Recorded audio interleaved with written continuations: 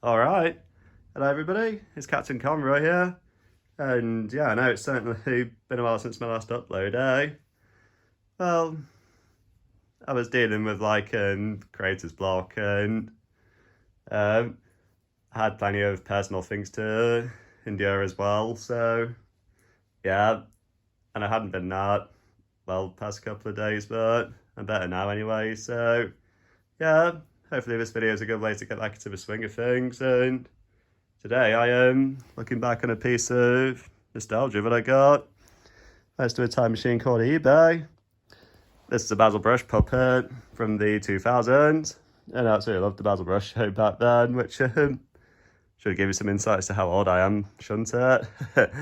So, yeah. So, I did actually have this puppet back in the day. So, it was something I got rid of, and looking back, I was like, oh, I really should have kept that. Well, this time, he's here to stay, and I'll explain a bit more about that later on. But yeah, even though this would be far from the puppet's actual size, looking at him, he's certainly one authentic piece of merchandise, I got to say. I mean, I love the orange they've used on the fur and the way that they've done the eyes.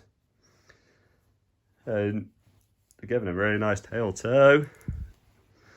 Looking at this through adult eyes as opposed to kids' eyes. One thing I like is there's actually a bit of wire in there, which gives it some stability. So you could have him like wagging his tail. And most definitely one thing I like is the way that they've done the outfit. I mean, the coat in particular looks really nice. It's made of this really nice material. And he got like his cravat and his pocket square.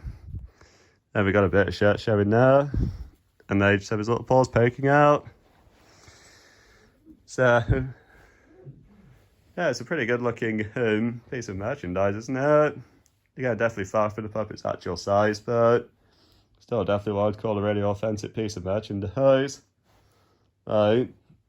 If you're a young kid who loves Basil brush, it's probably the closest you're going to get to actually having Basil brush. Which, on the subject of kids and looking at this through the eyes of a kid versus the eyes of a grown up, naturally, how you're getting is here. There's this hole here. And, of course, you put your hand in and that's how you access the puppet. And you got this tag here. I'll just hold that there so you can see what it says if you're interested.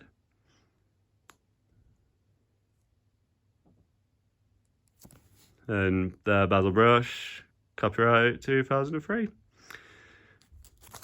How about that, 2003.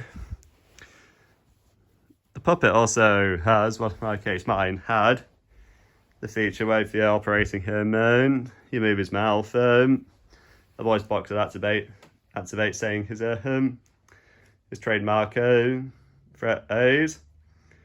Mine does not have that simply because for the purpose of YouTube videos, I took the voice box out. I did that just by unpicking his mouth, cutting open a little bag that's inside which had the voice box in it, took that out, stitched back up the bag and stitched back up his mouth, and there we go. But if you're interested, this is the voice box here and here's what it sounds like. To its credit, it actually does sound pretty close to Basil, and it is quite nice and loud too. And at least for the eyes of a kid, it's a pretty nifty feature just doing this and having him going bumba humba.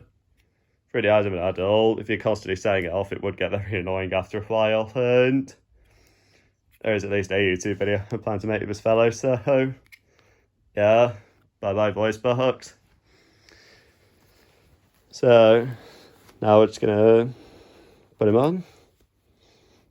Of course, this probably was more made for a kid than an adult, so my hand is a bit snug, but it doesn't feel like it's being suffocated, and yeah, like I can still move his mouth. Hello everyone, I'm Basil Brush. So,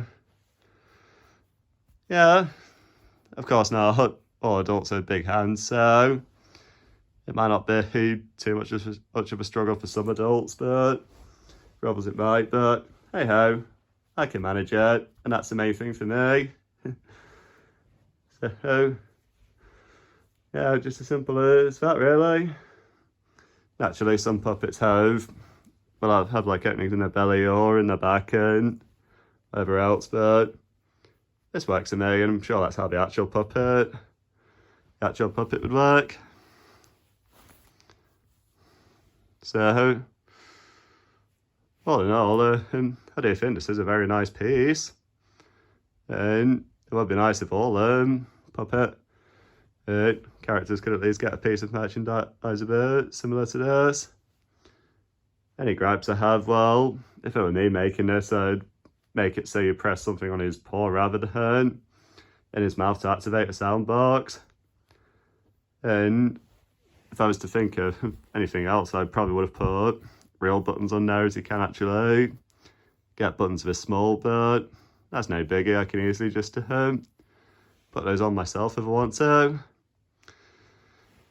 But yeah, it's a real nice piece of merchandise this, and I do like it, and it's certainly nice to have it back and to stay as well, to which, as I said I would, in addition to my model railway and my cosplays you see on this channel, I decided to take puppetry up as an additional pastime.